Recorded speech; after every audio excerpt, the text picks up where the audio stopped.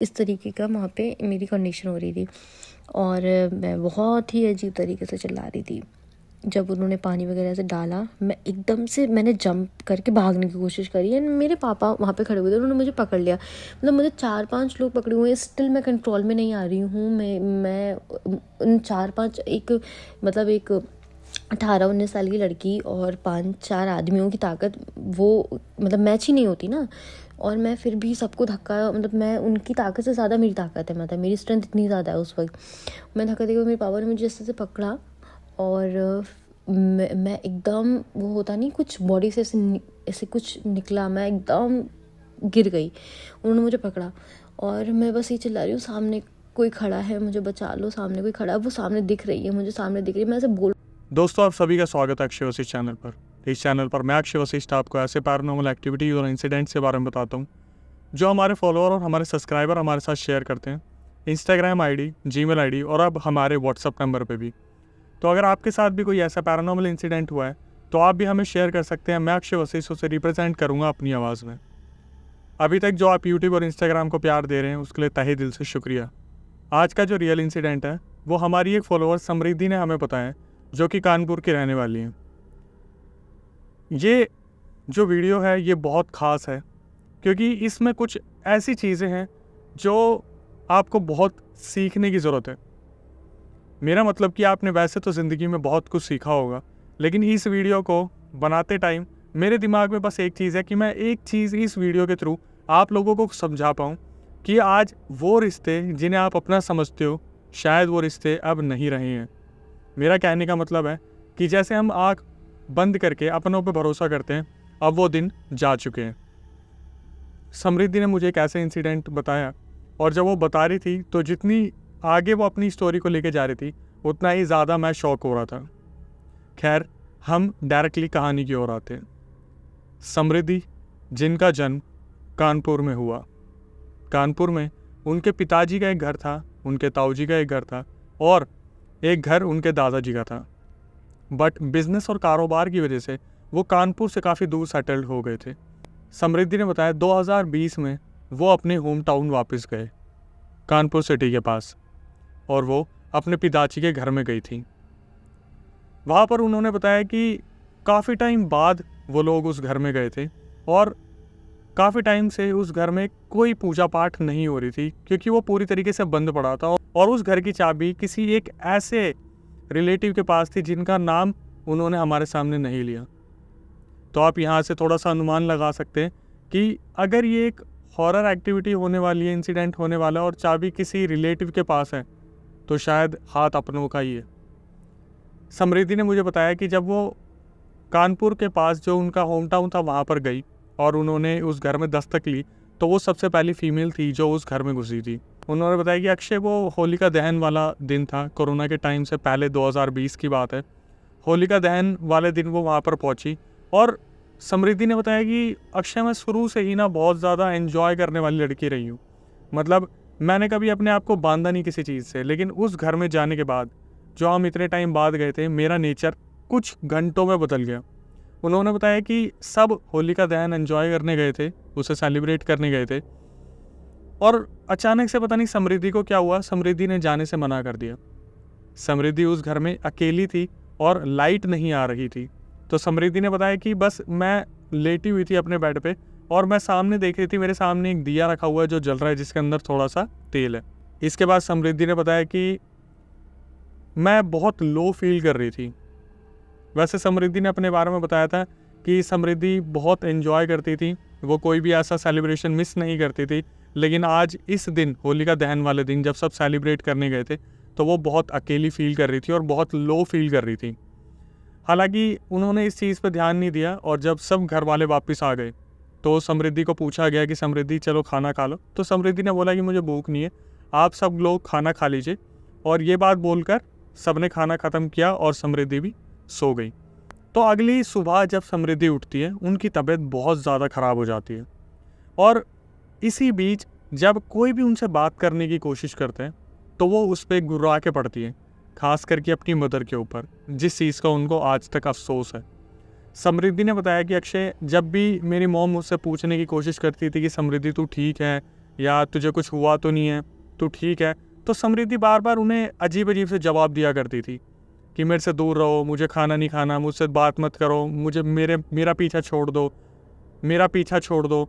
और समृद्धि बहुत अजीब तरीके से रिएक्ट करती थी, जिसको देखकर फैमिली बड़ा ही अजीब फील करती थी कि क्या ऐसा हो गया हमारी लड़की को, वो भी एक दिन के अंदर अंदर।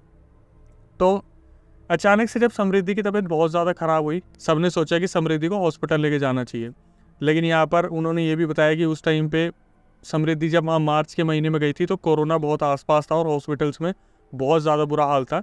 तो डॉक्टर को घर बुलाया गया, डॉक्टर ने कुछ टेस्ट वगैरह किए और उन्होंने बोला कि इनकी तबीयत बिल्कुल सही है, ऐसा कुछ भी नहीं है, मे भी शायद ट्रैवलिंग की वजह से काफ़ी थक गई होंगी। तो इस चीज़ को सब घर वालों ने बहुत नॉर्मल समझा कि काफ़ी इरिटेट ये लड़की हो गई होगी, कोई नहीं, ठीक हो जाएगी थोड़ी देर में। समृद्धि ने बताया कि तबीयत इतनी ज़्यादा ख़राब होने लगी कि फिर दोबारा डॉक्टर को बुलाया गया और उन्होंने उनके ऊपर ड्रिप चढ़ाई। ड्रिप चढ़ाने के बाद समृद्धि जो थी वो कैसे न कैसे सो गई और पूरी रात उनकी ड्रिप चढ़ते हुए निकल गई। उसके अगले दिन जब समृद्धि की आँख खुली तो ड्रिप चढ़ रही थी और समृद्धि को मना करा गया था कि आप पानी से दूर रहिएगा।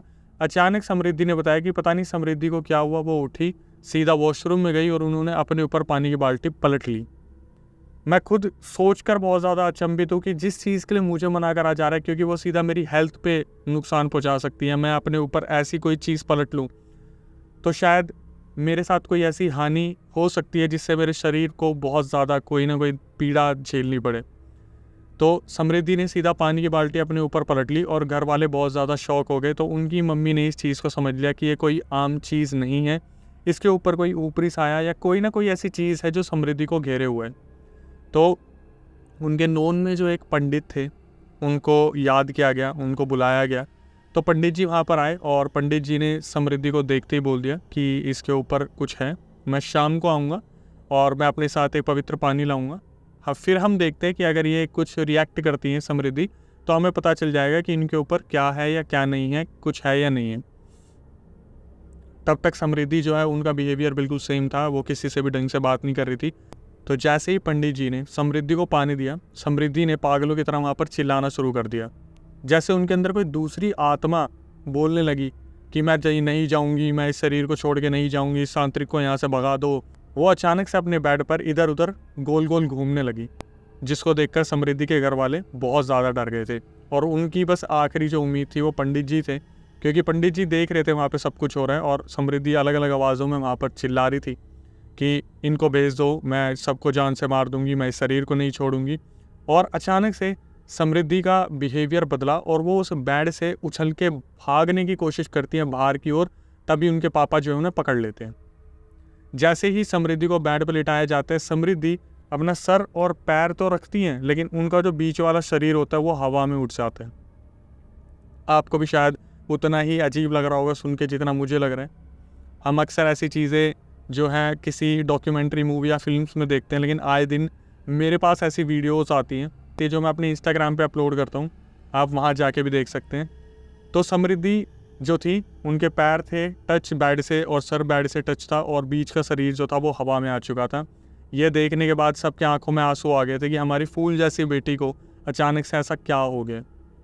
तो तांत्रिक ने कैसे ना कैसे उन्हें शांत करने की कोशिश की और समृद्धि को ऐसा लगा जैसे जब बहुत ज़्यादा उनके ऊपर प्रेशर बन रहा है कि भगवान का नाम बहुत ज़्यादा लिया जा रहा है, पूजा पाठ की कोशिश की जा रही है, तो उनके शरीर में से कोई चीज़ निकली और समृद्धि एकदम से बेड पर गिरी और उनका शरीर बिल्कुल टूट गया।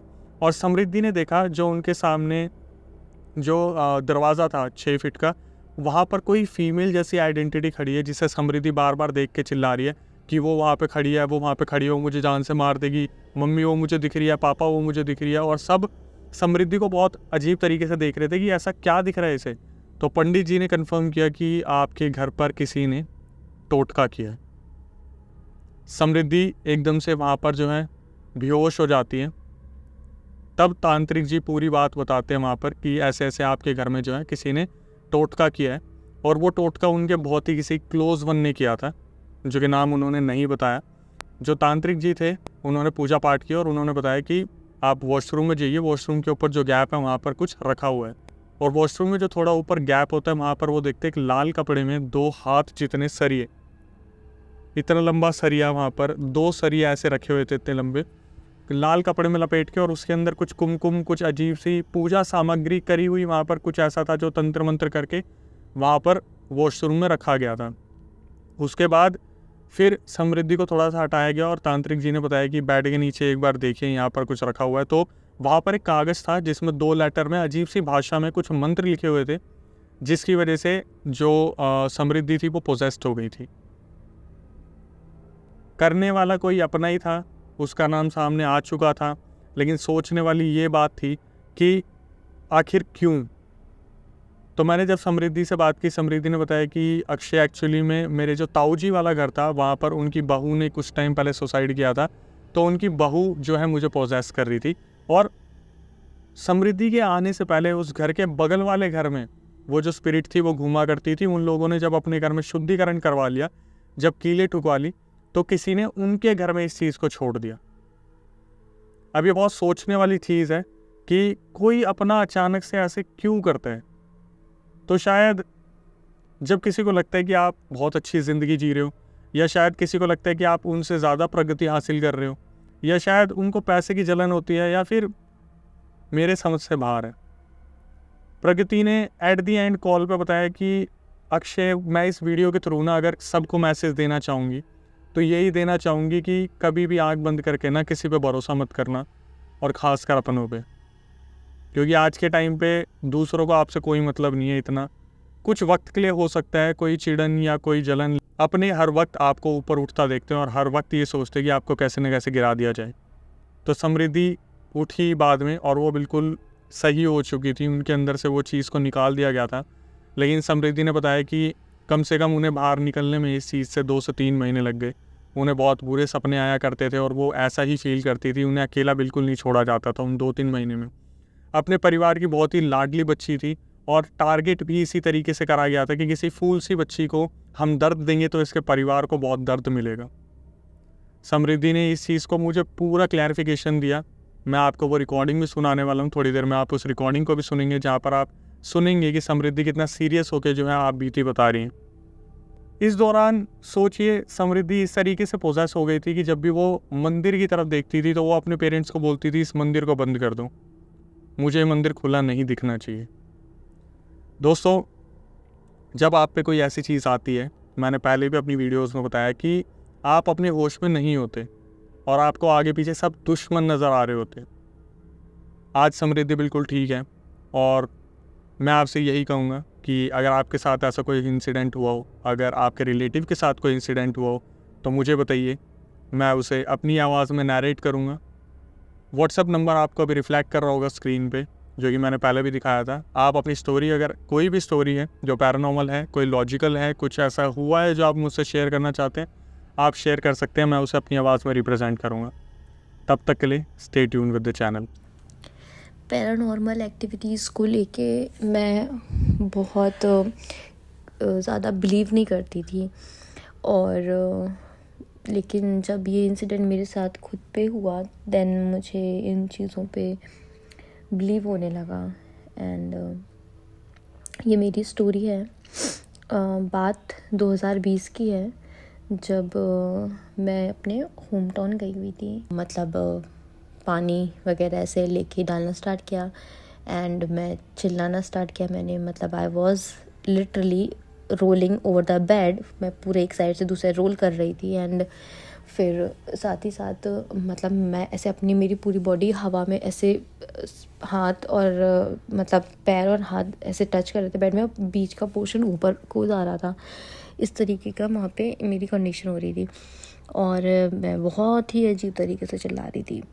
जब उन्होंने पानी वगैरह से डाला, मैं एकदम से मैंने जंप करके भागने की कोशिश करी एंड मेरे पापा वहाँ पे खड़े हुए थे, उन्होंने मुझे पकड़ लिया। मतलब मुझे 4-5 लोग पकड़े हुए हैं, स्टिल मैं कंट्रोल में नहीं आ रही हूँ। मैं उन 4-5 एक 18-19 साल की लड़की और 5-4 आदमियों की ताकत वो मतलब मैच ही नहीं होती ना। और मैं फिर भी सबको धक्का, मतलब मैं उनकी ताकत से ज़्यादा मेरी ताकत है, मतलब मेरी स्ट्रेंथ इतनी ज़्यादा है उस वक्त। मतलब वो घर पूरी तरीके से बंद है। इवन दो वहाँ पे जो भगवान जी थे वो भी वहाँ से हटाने पड़े, क्योंकि वो मतलब इतना प्लेस इतना ज़्यादा वैसा हो चुका था कि वहाँ पे पूरी तरीके से उस घर को बंद करना पड़ा। और इसी वजह से जो भी कुछ था, मतलब उस घर का सामान वामान सब कुछ छोड़ के सिर्फ भगवान को निकाला था हमने। और मैं और मेरी फैमिली का उनसे थोड़ा बनता भी नहीं था, मतलब थोड़ा होता है ना, कुछ आपस में मतभेद रहते हैं, तो उस तरीके का हमारा बनता भी नहीं था। एंड एक हमारी फैमिली के जो सब काफ़ी क्लोज है, जिनके पास हमारे घर की कीज़ रहती हैं, लगता तो है कि उन्होंने ही किया, इवन लगता क्या उन्होंने ही किया, बट कांट से एनीथिंग, क्योंकि रिश्ते ऐसे होते हैं कि हम कभी कुछ ज़्यादा बोल नहीं पाते। And this is my story, जो मेरे साथ हुआ है ना। भरोसा जो हम करते हैं लोगों पे, वो ही भरोसा तोड़ते हैं, है ना। पता है कि फैमिली में सबसे छोटी मतलब प्यारी है, तो इसको हर्ट करेंगे तो ज़्यादा हर्ट होगा। मे बी शायद ऐसा थॉट रहा हो इन चीज़ों को करने के पीछे, गॉड नोज़।